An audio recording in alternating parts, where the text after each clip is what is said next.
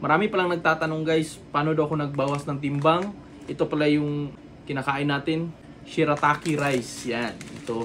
Meron siyang available na 1 kilo tsaka 100 grams. Yung kinakain ko per day is dalawang 100 grams. So, bali 200 grams yung kinakain ko every meal. Din sa ulam, kahit anong ulam yung kinakain ko guys. Kung anong meron. Basta, maintain lang talaga yung 200 grams ko araw-araw. Then, madali lang siyang lutuin guys. Ay, hindi na pala siya niluluto kasi isusok mo lang siya sa hot water. Kung ilang grams yung rice na gamit nyo, yun din yung hot water na ilalagay nyo. Antayin nyo lang 15 minutes para maluto siya.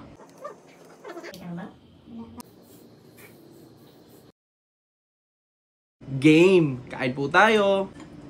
Obvio.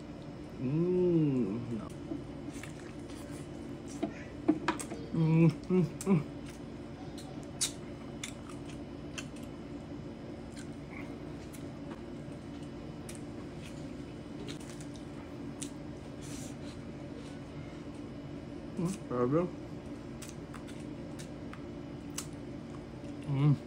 Lambot. Sobrang sarap.